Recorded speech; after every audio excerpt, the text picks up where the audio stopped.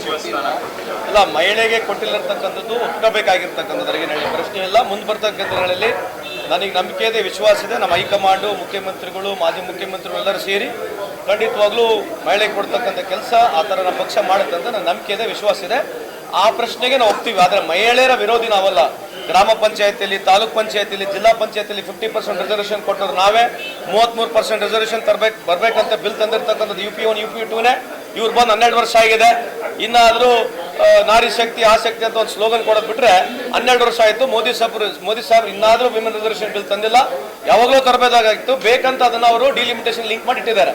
ಜಗತ್ ಜಾಹೀರಿದೆ, ಮಾತನಾಡಬೇಕು, ಮಾತನಾಡ್ತಾರೆ. That's okay.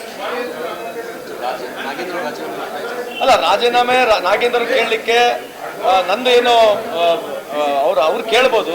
ಆದರೆ ನಮ್ಮ ಜಸ್ಟಿಫಿಕೇಶನ್ ಇದೆ. ಬಂದ ಅಲಿಗೇಷನ್ ಕೇಮ್ ನಾಗೇಂದ್ರ ಅವರು ರಾಜೀನಾಮೆ ಕೊಟ್ಟಿರ್ತಕ್ಕಂಥ ನಿಜ. 2.5 ವರ್ಷ ಆಯಿತು, 2 ವರ್ಷ ಮೇಲೆ ರಾಜೀನಾಮೆ ಕೊಟ್ಟಾಗಿದ್ದಾರೆ ಅವರು. ಸಂಪೂರ್ಣ ಮಾಹಿತಿ ಇವತ್ತು ನಿಮಗೂ ಮಾಹಿತಿ ಇದೆ. ಎಲ್ಲ ದುಡ್ಡು ವಾಪಸ್ ಬಂದಿದೆ. ದುಡ್ಡು ಹೆಂಗೋಯ್ತು, ಹೆಂಗ್ ಟ್ರೇಲ್ ಆಗುತ್ತೆ ದುಡ್ಡು. ಇವತ್ತು ಯಾವುದೇ ಒಂದು ನ್ಯಾಷನಲೈಸ್ ಬ್ಯಾಂಕ್ಲಿಂದ ನಾವು RTGS ಮಾಡಿದ್ರೆ 1 ಕೋಟಿ ಅಥವಾ 2 ಕೋಟಿ RTGS ಮಾಡಿದ್ರೆ ಅದು ಓವರ್ನೈಟ್ ಟ್ರಾನ್ಸ್ಫರ್ ಆಗೋದಿಲ್ಲ. So bulk of amount has gone from. Usually ಏನಾಗುತ್ತೆ, ಬ್ಯಾಂಕ್ನಲ್ಲಿ ಪ್ರೊಸೀಜರ್ ಇರ್ತದೆ. ಬಿಕಾಸ್ ಇದು ಗೌರ್ಮೆಂಟ್ ರಿಸೀಟ್ಸ್ ಇರ್ತಕ್ಕಂಥದ್ದು, ಗೌರ್ಮೆಂಟ್ ಅಕೌಂಟ್ ಇರ್ತಕ್ಕಂಥದ್ದು. ಯಾರೇ ಮಿನಿಸ್ಟರ್ ಆಗಿರಲಿ ಸೈನಿಂಗ್ ಪವರ್ ಇರೋದಲ್ಲ ಚೆಕ್ಕಿಗೆ. ಅವ್ರು ಹೇಳ್ತಕ್ಕಂಥ ವಾದ ಬೇರೆ ಏನಿದೆ. ಫೋನ್ ಮಾಡಿ ಹೇಳಿದ್ದಾರೆ. ಫೋನ್ ಮಾಡಿ ಹೇಳಿದ ತಕ್ಷಣ ಯಾರು ಆ ರೀತಿ ಟ್ರಾನ್ಸ್ಫರ್ ಮಾಡಲತಕ್ಕಂಥ ನನ್ನ ಅಭಿಪ್ರಾಯ. Not making justification, but you should really understand that Nagendra ಅವರು ಆ ಅಲಿಗೇಷನ್ ಬಂದಾಗ ರಾಜೀನಾಮೆ ಕೊಟ್ಟರು.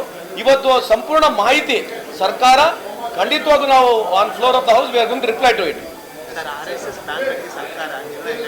ಅಲ್ಲ, why are you making is RSS ban? I don't understand. It's a bill for common. It's nothing to do with RSS ಅಂತ ban ಅಂತ ಅದರಲ್ಲಿದೆಯಾ?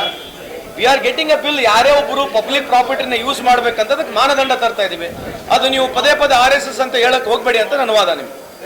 Thank you.